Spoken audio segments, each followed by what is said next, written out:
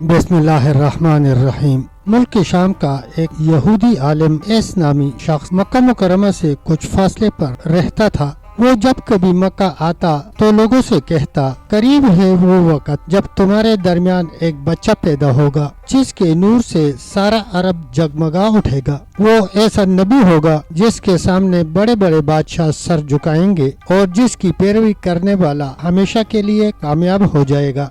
یہی اس کا زمانہ ہے جو اس کی نبوت کے زمانے کو پائے گا اور اس کی پیروی کرے گا، وہ اپنے مقصد میں کامیاب ہوگا۔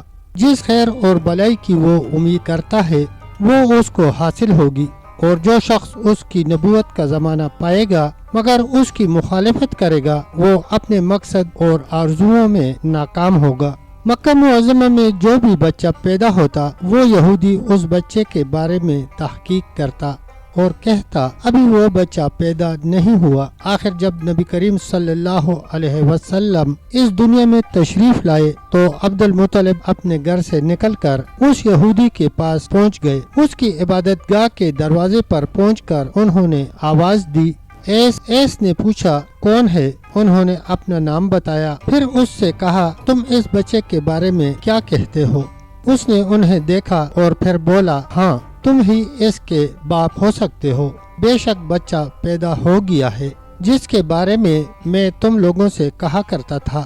وہ ستارہ آج طلوع ہو گیا ہے جو اس بچے کی پیدائش کی علامت ہے، اور اس کی علامت یہ ہے کہ اس وقت اس بچے کو درد ہو رہا ہے۔ تکلیف اسے 3 دن رہے گی اور اس کے بعد ٹھیک ہو جائے گا۔ راہب نے جو یہ کہا تھا کہ بچہ 3 دن تک تکلیف میں رہے گا، تو اس کی تفصیل یہ ہے کہ آپ نے 3 دن تک دودھ نہیں پیا تھا، اور یہودی نے جو یہ کہا تھا کہ ہاں، آپ ہی اس کے باپ ہو سکتے ہیں، اس سے مراد یہ ہے کہ عربوں میں دادا کو بھی باپ کہہ دیا جاتا ہے۔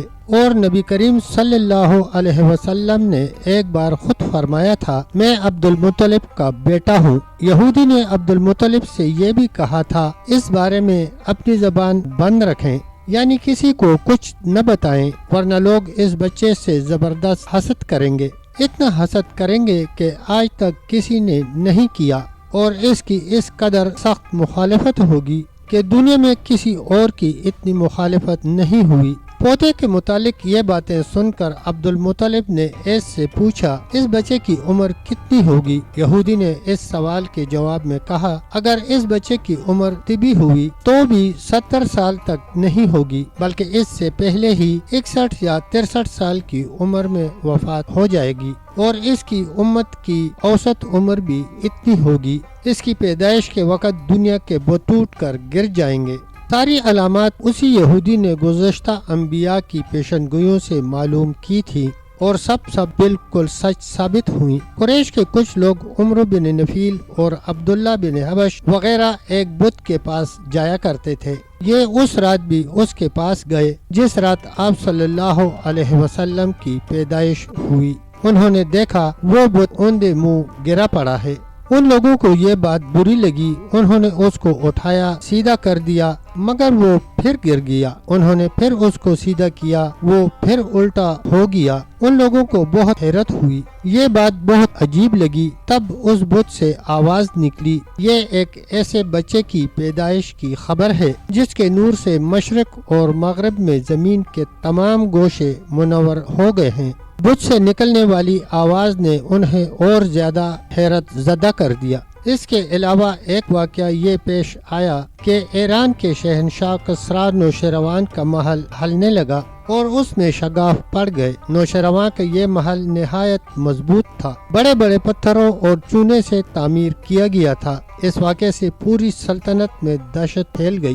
شگاف پڑنے سے خوفناک آواز نکلی تھی۔ محل کے 14 کنکرے ٹوٹ کر نیچے آ گرے تھے۔ آپ کی پیدائش پر ایک واقعہ یہ پیش آیا کہ فارس کے تمام آتش گدوں کی وہ آگ بجھ گئی جس کی وہ پوجا کرتے تھے اور اس کو بجھنے نہیں دیتے تھے۔ لیکن اس رات میں ایک ہی وقت میں تمام کے تمام آتش گدوں کی آگ آنن فانن بجھ گئی۔ آگ کے پوجنے والوں میں رونا پیٹنا مچ گیا۔ کسریٰ کو یہ تمام اطلاعات ملی تو اس نے ایک کاہن کو بلایا۔ اس نے اپنے محل میں شگاف پڑنے اور آتش کدوں کی آگ بجھنے کے واقعات اسے سنا کر پوچھا، آخر ایسا کیوں ہو رہا ہے؟ وہ کاہن خود تو جواب نہ دے سکا، تاہم اس نے کہا، ان سوالات کے جوابات میرا ماموں دے سکتا ہے۔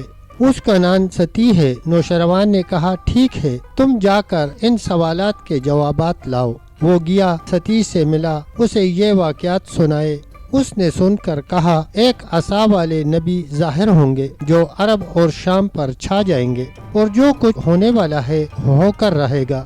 اس نے یہ جواب کسریٰ کو بتا دیا۔ اس وقت تک کسریٰ نے دوسرے کاہنوں سے بھی معلومات حاصل کر لی تھی، چنانچہ یہ سن کر اس نے کہا، تب پھر ابھی وہ وقت آنے میں دیر ہے، یعنی ان کا غلبہ میرے بعد ہوگا۔ پیدائش کے 7ویں دن عبد المطلب نے آپ کا عقیقہ کیا اور نام محمد رکھا۔ عربوں میں اس سے پہلے یہ نام کسی کا نہیں رکھا گیا تھا۔ قریش کو یہ نام عجیب سا لگا، چنانچہ کچھ لوگوں نے عبد المطلب سے کہا، اے عبد المطلب، کیا وجہ ہے کہ تم نے اس بچے کا نام اس کے باپ دادا کے نام پر نہیں رکھا بلکہ محمد رکھا ہے، اور یہ نام نہ تمہارے باپ دادا میں سے کسی کا ہے نہ تمہاری قوم میں سے کسی کا ہے؟ عبد المطلب نے انہیں جواب دیا، میری تمنا ہے کہ آسمانوں میں اللہ تعالیٰ اس بچے کی تعریف فرمائے اور زمین پر لوگ اس کی تعریف کریں۔ محمد کے معنی ہے جس کی بہت زیادہ تعریف